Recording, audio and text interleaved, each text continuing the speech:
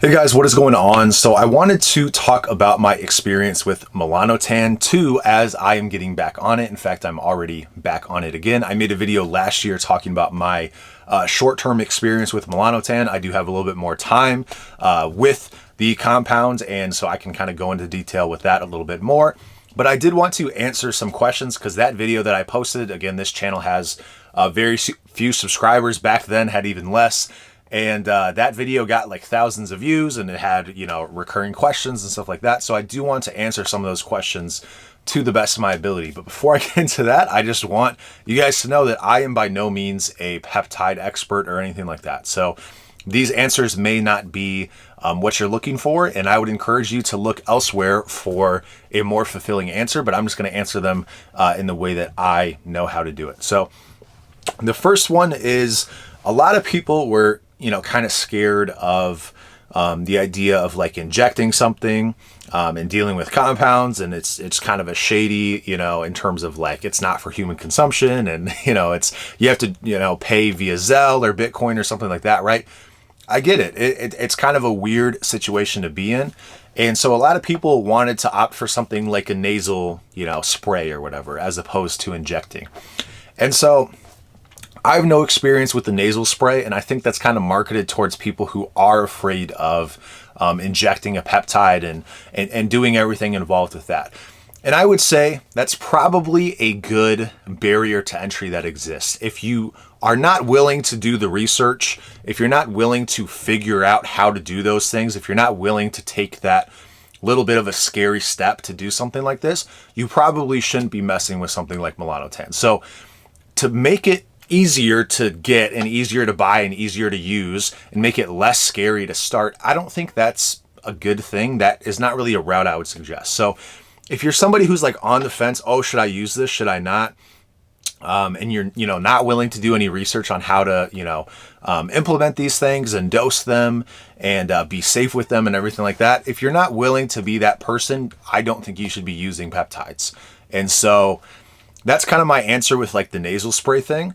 And that may be an annoying answer, but I think that is how it should be. And I would not recommend going the easier route personally.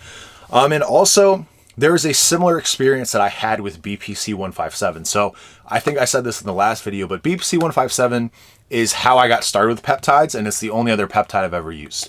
And so the reason I took that big jump with, being willing to inject a peptide, this scary process of injecting when you're not familiar with that, taking a peptide, which is kind of in that like gray area and, research chemicals and all this kind of stuff, right?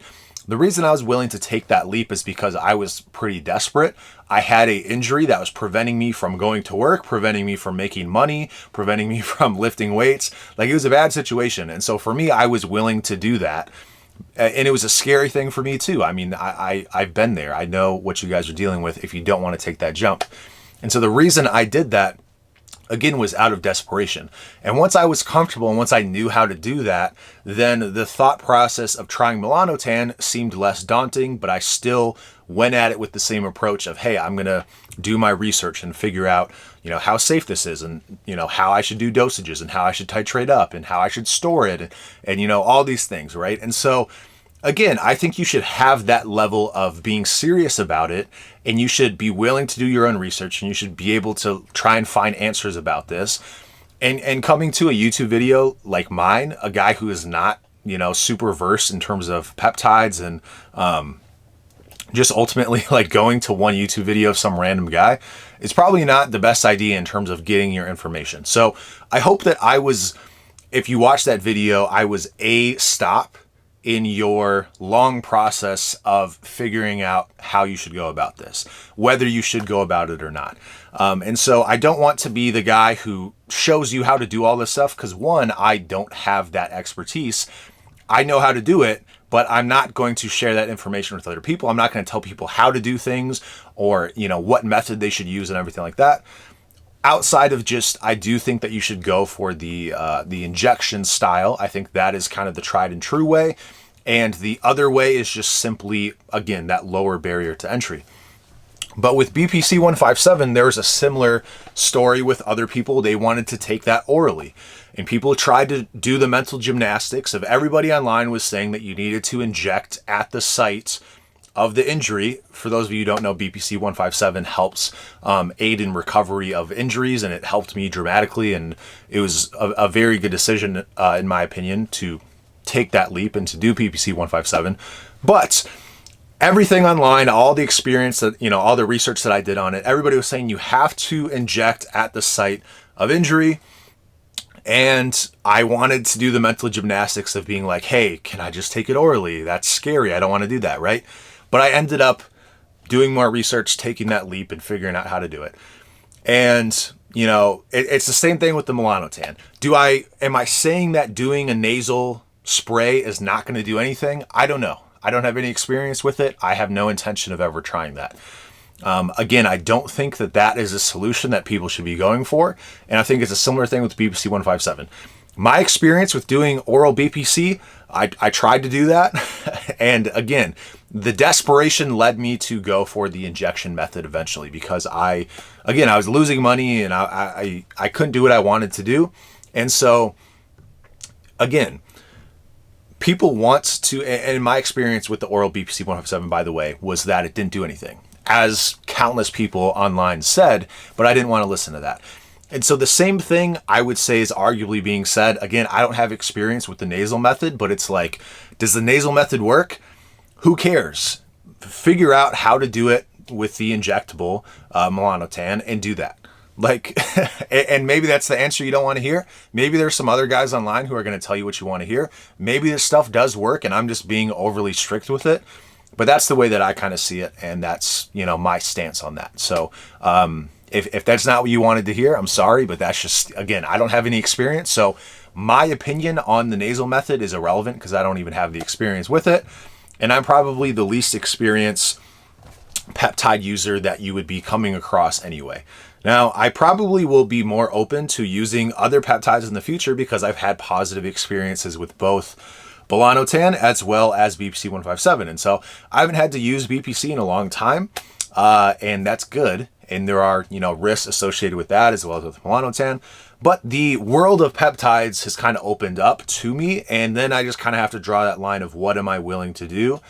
Because it's like, okay, is this natural? Is this unnatural? And, you could make the argument that BPC 157, back when I first took it, it was not banned, I don't think. And I think now it is banned. And I think back then, TB 500, which is often used in conjunction with BPC 157, I think TB 500 was banned and BPC wasn't. So I was like, I'm going to use BPC. And now that I've already used BPC, it's like, oh, well, now that's banned by WADA or whatever it is. Does that make it so that because I wanted to recover from an injury, I'm like not natural or something like that? It's pretty arbitrary, but I do think that I'm less opposed to taking a jump into another peptide, given I've already done multiple peptides. And I think it's, kind of something that I wouldn't be opposed to doing in the future. So I think it's really something where, if you want to open up that world for yourself, it makes sense to figure out how to do it, figure out how to reconstitute, get the bacteriostatic water, insulin syringes, stuff like that, figure out how to do it safely, and then you can open up more possibilities for yourself in the future. But yeah, anyway, with Melanotan, I'm restarting it for the same reasons that I started it last year, and possibly even more because, Melanotan, I know what I'm getting into now. I know in terms of like dosages what I'm doing. I'm starting with a little bit more of an aggressive dose and more frequent administration and stuff like that because I just have more experience with that. And I think it makes sense to start slow, but considering I've already done that, I'm more comfortable with that, right? And I've already experienced, certain dosages and stuff like that. For me, I think it's more of something that I'd be willing to do for a longer period of time. I didn't do it that long and I didn't get that tan. And I didn't have a ton of experience with it last time. And this time I bought more of it and I'm planning to take it for a longer period of time. And I am planning on taking advantage of some of its, benefits in terms of, I'm a big believer in terms of insulin sensitivity and how important that is. And back when I first took it, that wasn't really on my radar as much. There's evidence to support its potential fat burning properties, right? And that's something I'm currently in the process of cutting weight. And so that's something that I'm interested in. As well as obviously the main reason people take Melanotan is the tanning effect, which is something that I also want as well. So again, doing your research on Melanotan and figuring out how to do it and everything like that, I think is something that is going to be beneficial for people. So as opposed to trying to lower that barrier of entry, I would say just do it the way that we're all doing it. And yeah, hopefully that can be a sufficient answer for some of those questions. I hopefully will make like more of a video of like, hey, I've been taking it for like 2 months, 3 months or something like that over the course of the summer, and see like how dark I get, or if I end up titrating my dosages up to a higher level than I did last year. We'll see what happens. But yeah, I know some of you guys, at least, people who stopped by and watched that video, are more interested in that video than my other content.